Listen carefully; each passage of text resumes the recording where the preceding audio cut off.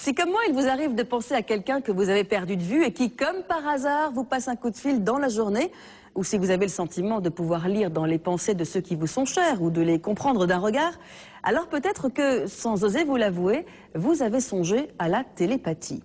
Mais ces événements sont-ils de simples et heureuses coïncidences ou un véritable phénomène paranormal? Les scientifiques restent très dubitatifs, mais pour certains, peu importe les réserves de la science, ils sont persuadés d'avoir ce don surnaturel. D'autres vont même encore plus loin et affirment non seulement lire dans les pensées, mais aussi faire bouger les objets par la force de la pensée. Ça s'appelle la télékinésie. Le champion de toute catégorie s'appelle Uri Geller, et si nombreux sont ceux qui le traitent d'imposteur, il a fait fortune grâce à ses fans.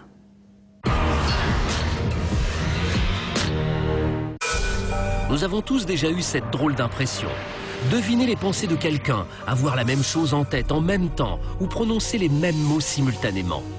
La télépathie existe-t-elle pour autant? Certains vont jusqu'à s'entraîner à faire de la transmission de pensée. Cette personne qui va réceptionner le message tient dans sa main un pendule. D'autres vont encore plus loin. Uri Geller se dit capable de faire bouger un objet par sa seule force mentale. On appelle cela la télékinésie. Ce n'est pas une illusion, c'est réel, le métal se ramollit, je le sens.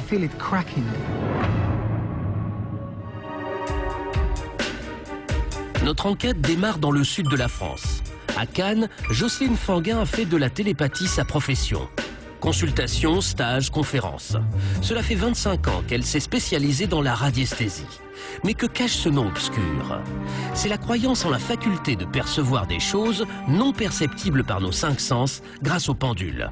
Nous avons assisté à l'un de ses cours. Dans cette première expérience de télépathie, nous avons 2 personnes qui sont placées l'une en face de l'autre. À ma droite, nous allons avoir l'émetteur, celui qui va envoyer le message, et à ma gauche, nous allons avoir la personne qui va réceptionner le message.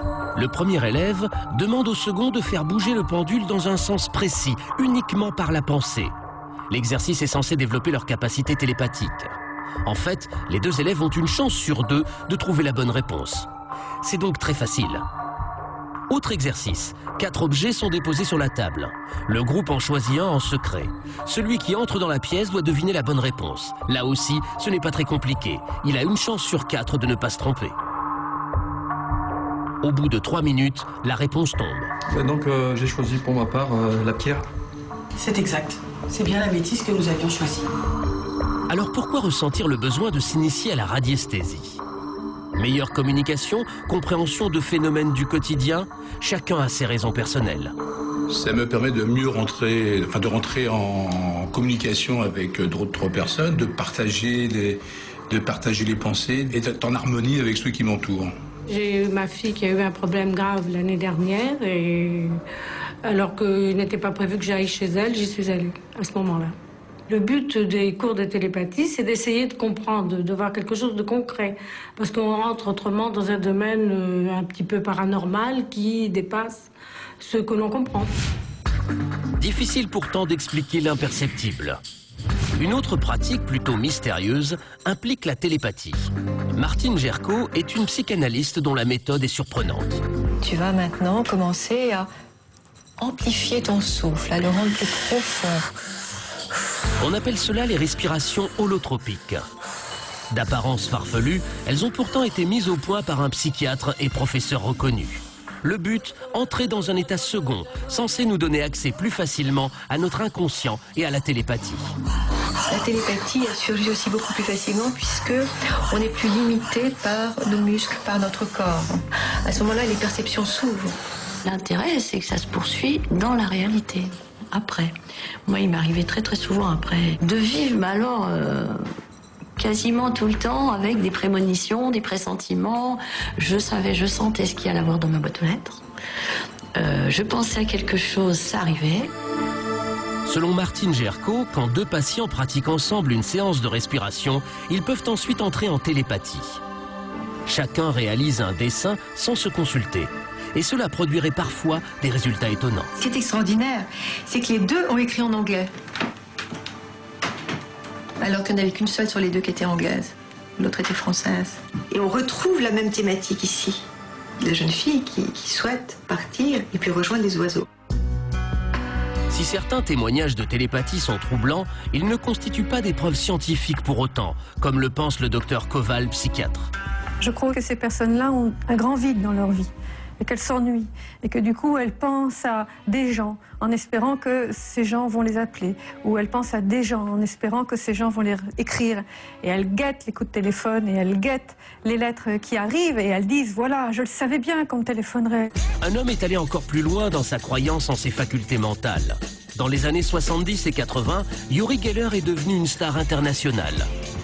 Il a bâti sa fortune sur un pouvoir censé être encore plus incroyable. Faire bouger des objets par la seule force de sa pensée. Cela s'appelle la télékinésie.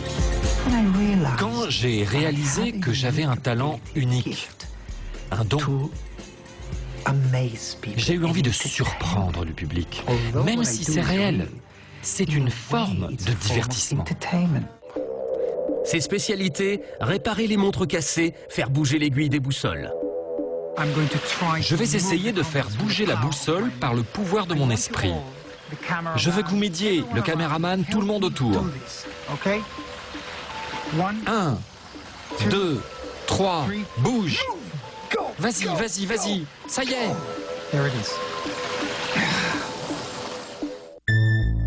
Et surtout, sa plus grande fierté, faire fondre le métal. Sa marque de fabrique, les petites cuillères. Fond. Fond. Oui, ça commence. Vous voyez, ce n'est pas une illusion, c'est réel. Je sens le métal ramollir. Fond. Fond. Il est très souple maintenant, presque comme du plastique. Regardez. Malheureusement, cette marque de fabrique me colle à la peau. Et à chaque fois que la presse parle de moi, c'est toujours Uri Geller, le plieur de cuillères. Ces cuillères ont fait de lui une star des médias très controversée. Après une courte carrière de mannequin dans les années 60, Uri Geller a fait le tour du monde en clamant ses pouvoirs paranormaux. Il fait alors quelques tests de télépathie en laboratoire, sans grand résultat. Mais il a toujours refusé de faire contrôler ses dons de télékinésie et on est en droit de se demander pourquoi. Pour la majorité des scientifiques, c'est un imposteur et un habile illusionniste. Dans l'une de ses rares apparitions télévisées en France, Uri Geller avait tenté de se justifier. Et alors, écoutez ces discussions un petit peu mesquines, est-ce que c'est du réel? Est-ce que ça ne l'est pas? Bien sûr que c'est réel tout cela, bien sûr. Et les controverses, les polémiques resteront toujours. Je vous arrête parce que ça m'irrite. Le problème, il y a encore des gens qui continuent à ne pas y croire, et je suis ce soir de cela. Et pourtant, vous m'avez tordu une fourchette et personne n'a encore pu m'expliquer comment vous pouvez le faire. Dans l'une de ses émissions des années 80, le journaliste Michel Polac invite le grand magicien français du moment Gérard Majax. Il veut prouver qu'il sait faire exactement les mêmes tours que Geller, ici avec une boussole.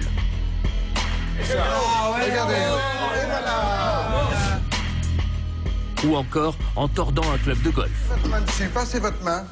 Passez bien votre main. Pensez-y. Believe. Believe. J'ai un pouvoir. Moi aussi maintenant. Il était à vous, Ladislas? Oui. Alors, c'est une mascarade, c'est de l'illusionnisme. Mais moi, ça me fait rire. Mais moi, je trouve que c'est dommage que Uri Geller... Est-ce qu'on peut faire une dernière expérience? Selon Majax, ce sont des techniques de prestidigitateur. Mais dans une autre émission britannique cette fois, Geller fait sensation. Alors qu'il est en plateau à Londres, il doit essayer de reproduire le dessin fait par une correspondante en duplex à Paris. Erika Johnson à la Tour Eiffel. Erika, êtes-vous là? Bonsoir et bienvenue à Paris. Il faut que je saisisse le dessin. Il doit apparaître dans mon esprit.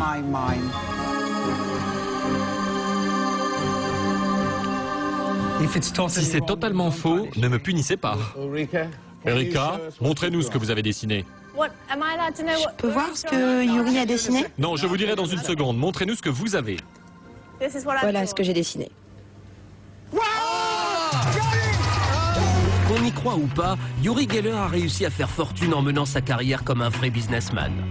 Sur son site internet, une quinzaine de livres à vendre, une ligne de montres et de bijoux et même une application pour smartphone. Dans les années 90, il avait accepté d'ouvrir les portes de sa magnifique demeure des environs de Londres. Et en tant que pro de la com, même en famille, il ne peut s'empêcher de faire son show. Nous avions des problèmes pour manger notre soupe, car les cuillères se tordaient. Alors Anna, ma femme, me disait régulièrement « Hey Yuri, regarde ce qui arrive !» Des cuillères qui se tordaient ou se cassaient. Alors j'ai demandé à une entreprise de fabriquer, spécialement pour nous, des couverts impossibles à tordre. Regardez, ceux-ci sont faits en acier trempé et en bronze. Ces cuillères porte-bonheur, Uri Geller en a aussi fait une lubie de star.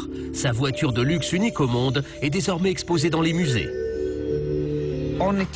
J'ai tordu seulement 10% des couverts qui sont là. Les autres ont été tordus par un sculpteur qui a mis 7 mois pour les fixer. Cette sphère en cristal m'a été offerte par l'artiste Salvatore Dali. Et sur ce côté de la voiture, cette cuillère appartenait à Elvis Presley. Celle-ci appartenait à John Lennon. J'ai bien connu John Lennon. Il m'a donné cette cuillère 4 ou 5 semaines avant d'être assassiné. C'est ma cuillère préférée. Son charisme incontestable a permis à Uri Geller de s'intégrer parfaitement dans le monde du showbiz. À l'époque de son mariage, dans les années 90, son témoin n'était autre que Michael Jackson. Les controverses et les critiques n'ont jamais empêché Uri Geller de poursuivre sa carrière avec succès. Cela fait maintenant 40 ans. Mais ses pouvoirs de télépathie ou de télékinésie n'ont jamais été prouvés jusqu'à aujourd'hui.